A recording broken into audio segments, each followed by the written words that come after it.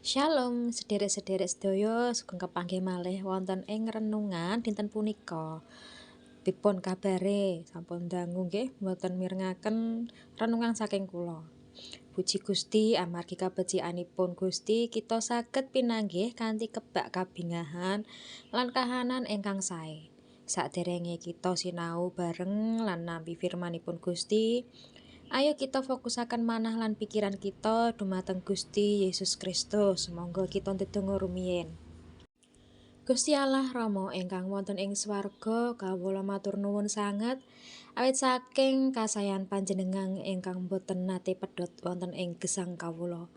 Gusti, dinten menika kula badhe sesarengan sinau firman panjenengan lumantar renungan rohani.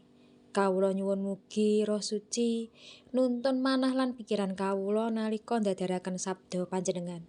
Mugi firman menika saged gampil dipun tampi lan dipun lampahi wonten ing gesang padintenan.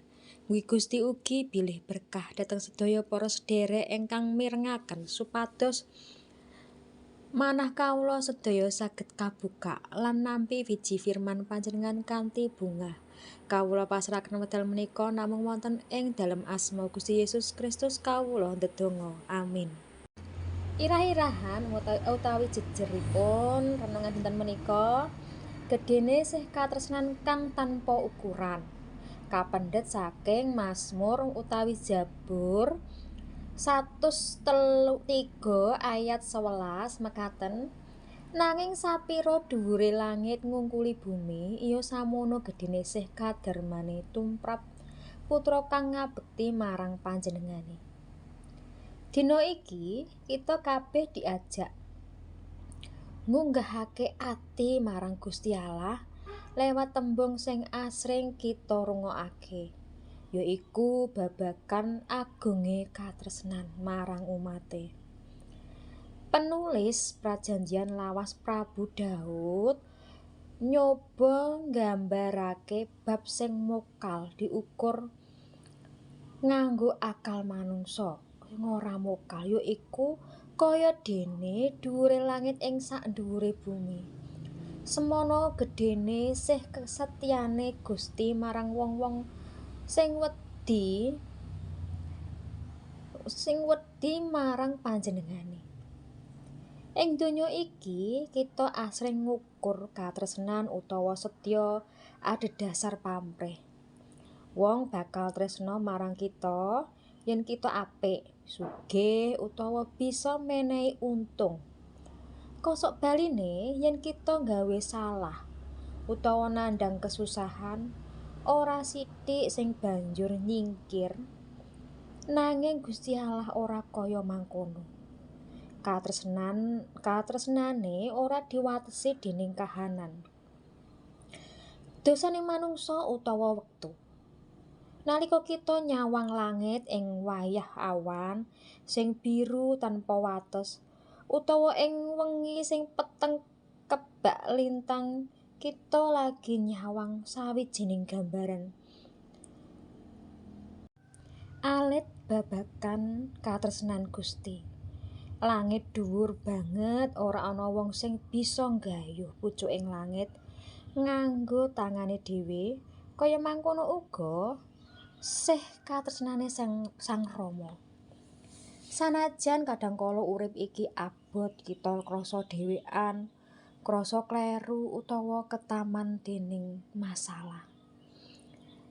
Sing Gusti tansah nyedhak kanthi sih rahmat sing jembar banget. Wong sing wedi marang Gusti dudu wong sing uripe kebak rasa wedi, sing gawe ngeterhake marang keputusan. Nanging wong sing duwe rasa hormat, tresna lan pasrah marang kersane Gusti.